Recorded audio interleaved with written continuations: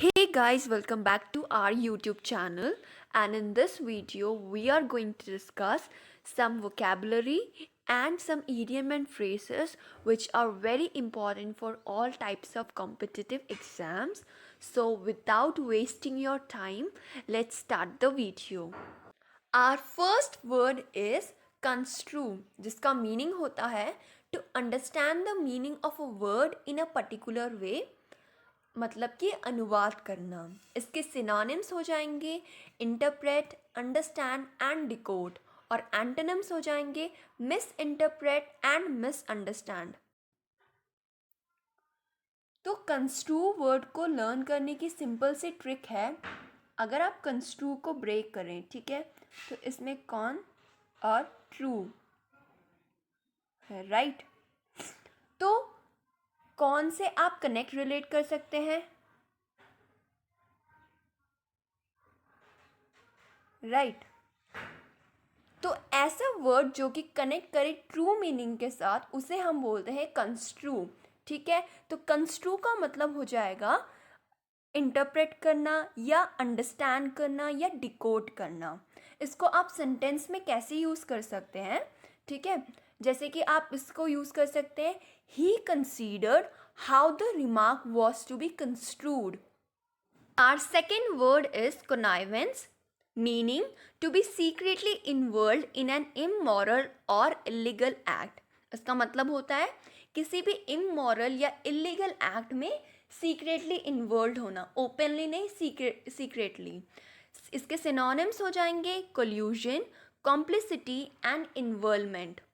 इसको आप सेंटेंस में कैसे यूज़ कर सकते हैं, for example the crime was committed with the convenience of a police officer, ठीक है। तो कन्वीनियंस को लर्न करने की सिंपल सी ट्रिक ये हो गई, ठीक है।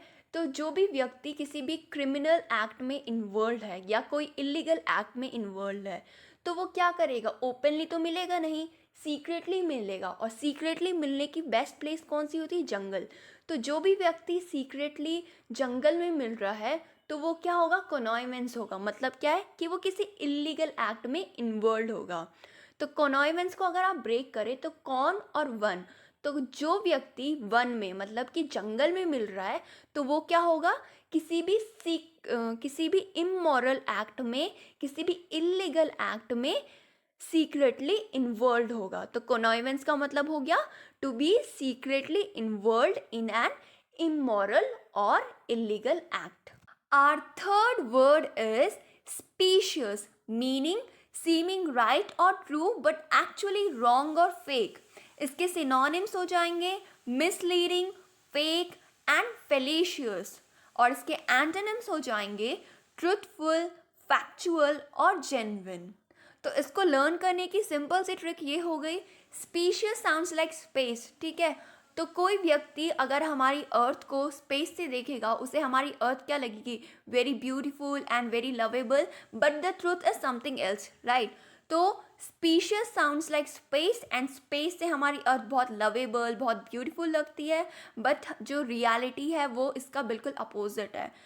और इसको हम कैसे सेंटेंस में यूज़ कर सकते हैं, for example this was a fallacious argument. जो आपने आर्ग्यूमेंट करी थी वो बिल्कुल फेलेशियस थी, स्पीशियस थी, मतलब क्या थी, आपको सही लग रही थी बट वो एक्चुअली में रॉन्ग आर्ग्यूमेंट थी।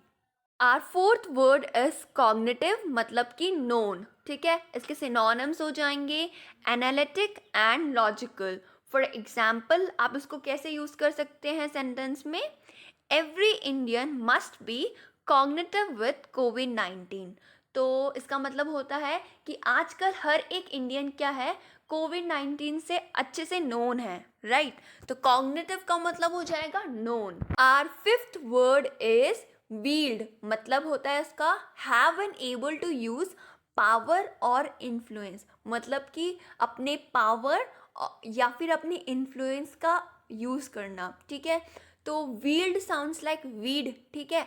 और अगर आपके गार्डन में वीड हो जाएंगे तो आप क्या करोगे, उनको रिमूव करोगे, उसके लिए क्या करोगे, अपने पावर का यूज़ करोगे।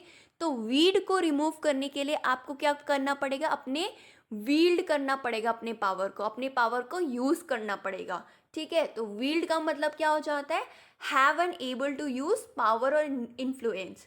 इसके सिनोनिम्स हो जाएंगे exercise, exert, hold and control.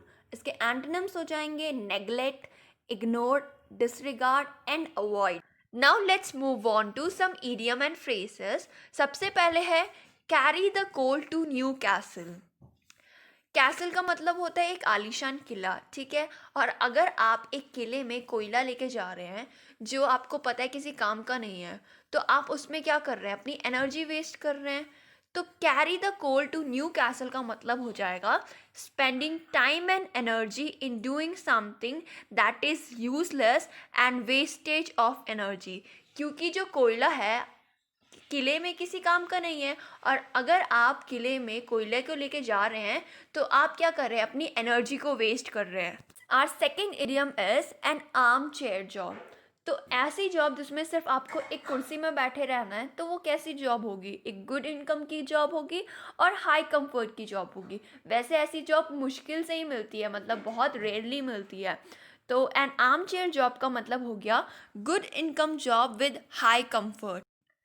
Are third idiom is a thorn in the flesh. अगर आपके फ्लैश में कोई भी एक कांटा चुभा हुआ है, तो वो क्या करेगा, आपको एक कांस्टेंट सोर्स ऑफ पेन का होगा, ठीक है। तो a thorn in the flesh का मतलब हो जाएगा a constant source of annoyance. Our fourth idiom is all eye for an eye, ठीक है। तो जैसे कि कोई पर्सन है, आपको आंखें दिखा रहा है और आपने उसको भी आंखें दिखाई, तो क्या हुआ, मतलब क्या हुआ, जैसा वो कर रहा है आपने वैसे ही उसके साथ करा। तो इसका मतलब क्या हो गया, tit for tat. All eye for an eye का मतलब हो गया tit for TET.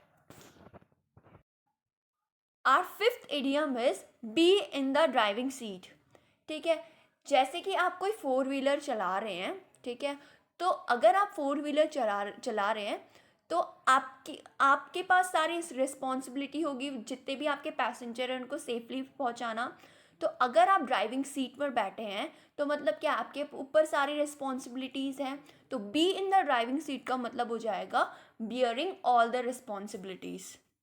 Thank you so much guys, and if you like this video, please like, share and subscribe to our channel.